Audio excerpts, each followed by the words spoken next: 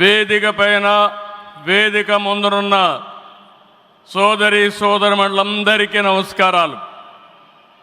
ముందుగా మీ అందరికీ ఒక విషయం చెప్పాలి.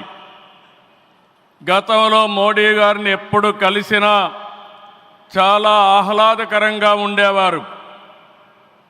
కానీ మొన్నటి మా సమావేశం అమరావతికి రమ్మని పిలవడానికి వెళితే చాలా గంభీరంగా సాగింది. దీనికి కారణం, ఏకైక కారణం, ఉగ్రవాదుల దాడిలో నా దేశ ప్రజలు ప్రాణాలు కోల్పోయారనే ఆవేదన మోడీ గారిలో నేను చూశానని చెప్పి మరొకసారి విజ్ఞప్తి చేస్తున్నాను. అందుకే ఈ సందర్భంగా మీ అందరి తరపున వారికి విజ్ఞప్తి చేస్తున్నాను.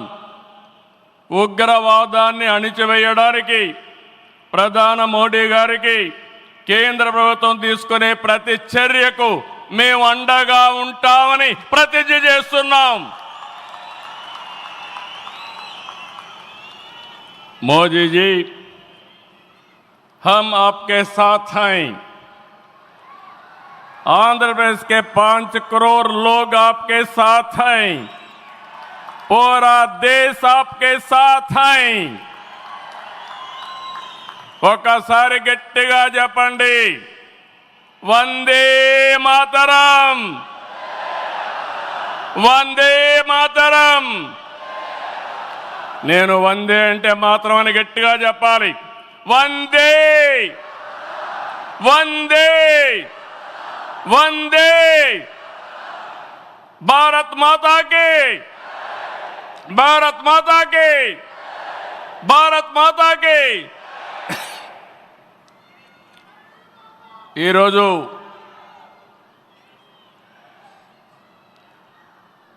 భారతదేశం మొత్తం మోడీ గారి నాయకత్వంలో ఈరోజు సంపూర్ణంగా సమర్థించే పరిస్థితిలో ఉన్నారు. ఈ సందర్భంగా ఒక్క విషయం మీ అందరి దృష్టికి తీసుకురావాల్సిన అవసరం ఉంది. ఎప్పుడైనా సరే ఒక ఫ్యామిలీ, ఒక ఇండస్ట్రీ, ఒక కాన్స్టిట్యుయెన్సీ, ఒక కంపెనీకి దేనికైనా ఎఫెక్టివ్ లీడర్ ఉంటే ఆ ఇండస్ట్రీ బాగుపడుతుంది.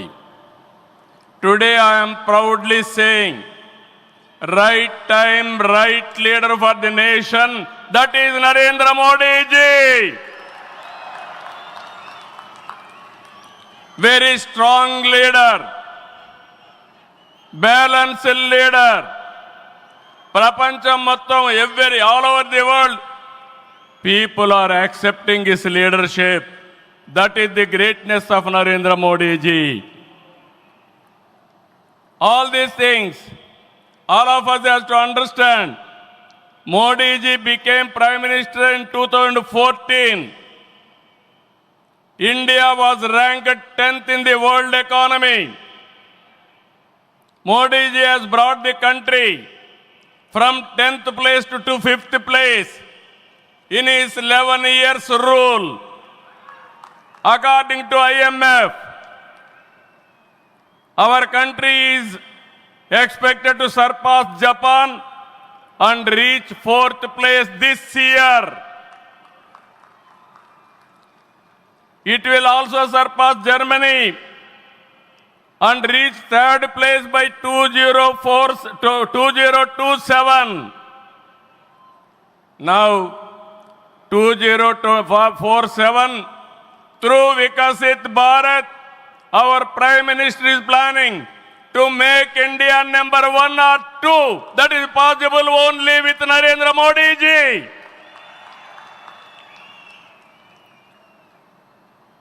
With Modi ji model, welfare, development, empowerment, a new India is emerging. In this last 10 years, people have been empowered and 15 crore people have been brought out of poverty. That is his greatness. One side development, one side eradication of poverty. That is the philosophy ideology of our Prime Minister. Recently, always what all you talk is keeping nation first, not individual interest, anybody personal interest, only national interest. Sir, we are all proud of you. Yesterday, cabinet, you have taken one more revolutionary decision, that is caste census. It is a big game changer.